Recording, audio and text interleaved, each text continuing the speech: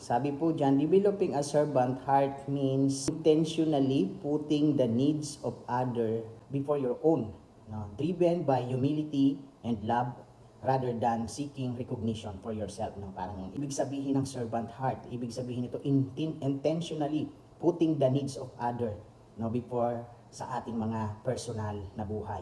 No? Mayroong kababaang loob at bunga ng pagmamahal, no, rather than seeking out para sa ating mga recognition, no.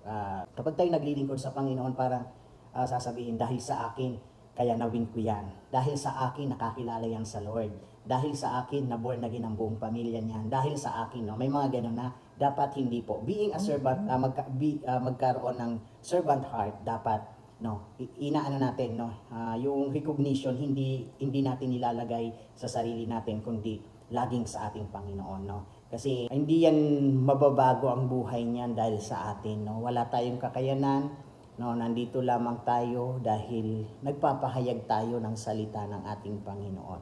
Pero yung magbago ng buhay, ang banal na spirito po ang siyang nagpapabago ng buhay. Kaya nga ang ano natin is pagkakaroon ng servant heart, dapat natin, shifting your focus from yourself, no, from yourself serving to other serving, no. Parang hindi mo ikaw yung magsuserve sa mga tao, hindi ikaw ang paglilingkuran, no. Isang example natin dito mamaya ang ating Panginoong Jesucristo. Sabi nga, serving others, no, rather than yourself, no. Sabi pa dito, in your daily relationship, no, sa pang-araw-araw nating pamumuhay, no, dapat nakapokus sa yung natin, hindi sa sarili natin, kundi sa mga taong nakapaligid sa atin, na nasaan man tayo, sa workplace, no, nandoon siyempre lagi yung humility natin, church, sa community, sa family, no, dapat nakikita yung pagiging servant heart natin, no. Tayo lagi ang lingkod. Amen. Sabi nga dito, servant heart, Mark 10:45, sabi doon, sapagkat ang anak ng tao ay naparito hindi upang magpaglingkuran, kundi upang maglingkod at upang mag-alay ng kanyang buhay para sa ikatutubos ng marami. No, alam natin ang ating example dito, isang ating Panginoong Jesucristo, no.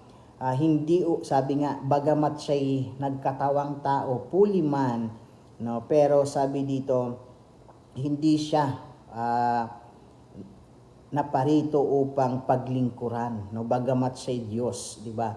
Pero umaano talaga siya, na lumebel siya hindi sa pagka-Diyos, kundi sa katulad nating tao. Sabi pa dito, upang maglingkod, no? Upang maglingkod, hindi paglingkuran, no? Naglingkod siya sa atin, sa mga disipulo niya, 'di ba, sa 12 disciples, no? Talagang pinaglingkuran niya, pinaghugasan pa nga niya ng paa, no? Mayroon pang pinag-ihawan ng isda, 'di ba?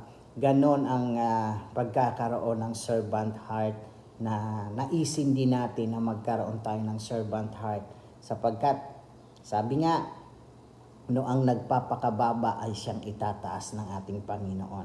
Ayan, sabi pa dito, sa kaharian ng Diyos, ang dakila ay hindi ang pinaglilingkuran, kundi ang naglilingkod. No, hindi yung sa kaharian daw ng Diyos, ang pinakadakila ay yung pinaglilingkuran, kundi ang naglilingkod, no, naglilingkod. Kaya tayo, no, wag nating isipin, no, na sa paglilingkod natin ay walang kabuluhan. Sabi nga, your labor is not in vain, no, in the Lord. Kaya gumawa lang po tayo ng gumawa, no, para sa ating Panginoon. Nakikita po ng Diyos ang lahat ng ating pagpapagad. Amen. Sabi po sa Mateo 23:11-12, ang pinakadakila sa inyo ay magiging lingkod ninyo. Ang nagmamataas ay ibababa at ang nagpapakumbaba ay itataas. No? Ito yung prinsipyo ng ating Panginoon. Siguro sa tao, no, parang minamaliit, no, na kung napanood nyo po yung isang lalaki na siklista, no, sinuntok po siya, 'di ba? Sinuntok siya. Sabi ko, ba't kaya di pinatulan, no? Kasi ako, siyempre, talagang kahit na sabi ko nga, hindi pwedeng aapihin ako. Parang gano'n di ba? Pero nakita natin kung paano nagpakumbaba, sabi nga nung siklista, nung na-interview na siya, mataas po kasi yung pain endurance ko parang gano'n Pero yun nga, sabi ko, kung titingnan mo, napakaliit, napakapayat nung sumuntok sa kanya. Tapos yung siklistang na sinuntok, napakalaki. Sabi ko, pag tinayuan siya nun, baka hanggang balikat lang siya, di ba? Isang ganun niya lang, talsik yon, parang ganun. Pero nakita natin yung humility nung siklista at anong nangyari. Binless siya, yung pala isa siyang Christian. No? Napakaganda ng testimony, no? Isa pala siyang Christian, no? Tapos 'di ba, ang daming nag-bless at na-bless sa kanyang ginawa na hindi pumatol doon sa tao. Kaya sabi nga, ang nagpapakumbaba ay siyang itataas ng Diyos, 'di ba?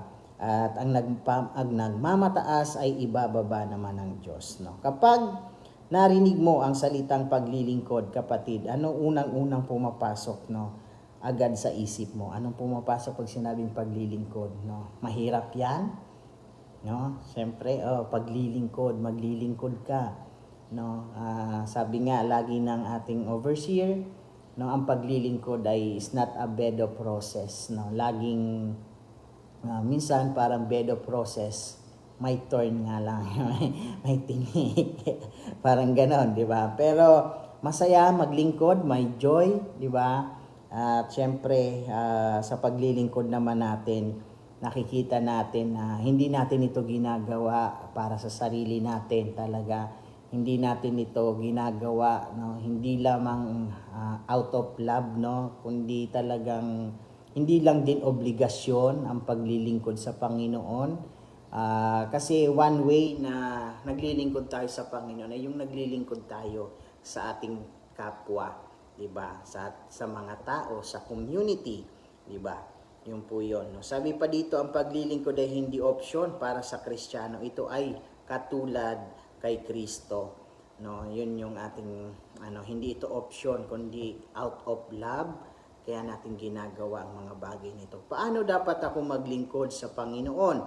Yun, sabi dito, mayroon akong tatlong bagay kung paano tayo makakapaglingkod sa ating Panginoon. Number 1, may kababaang loob. Number 1 po na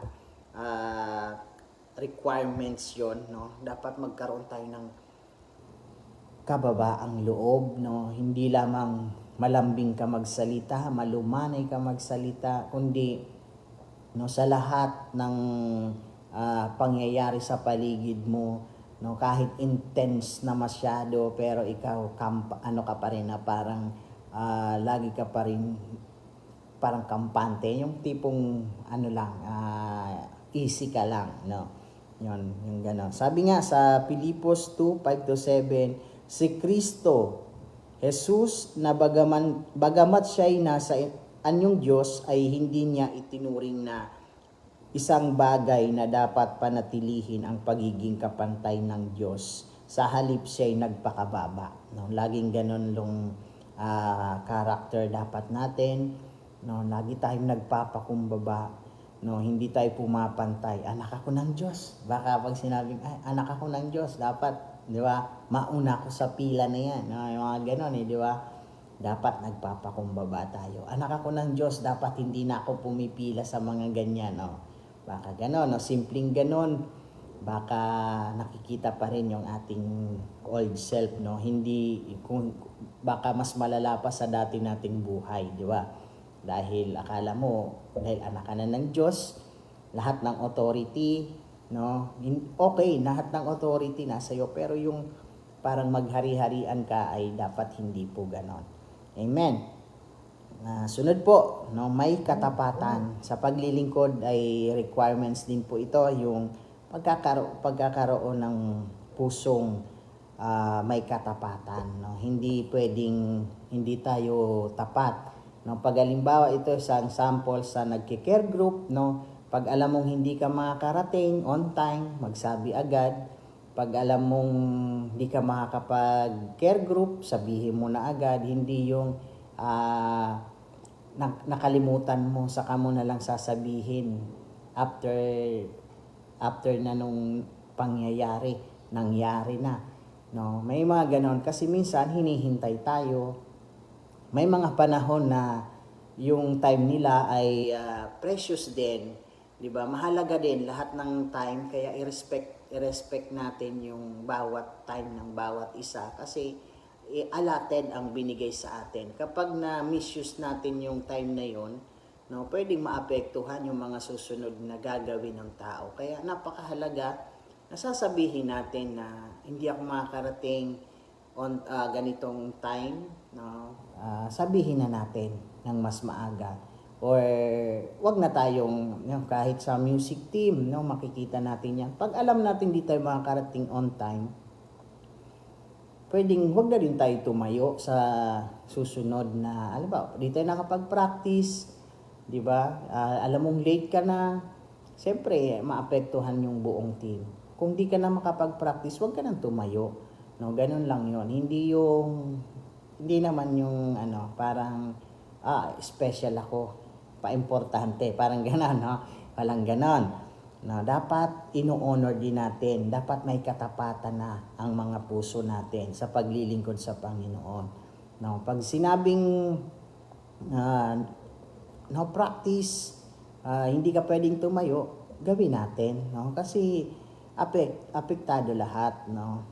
Ganon dapat. Kapag sinabing ganitong oras, huwag tayong liliban kasi hindi lang ang oras mo ang mahalaga, kundi oras din ng mga kasama mo. Amen?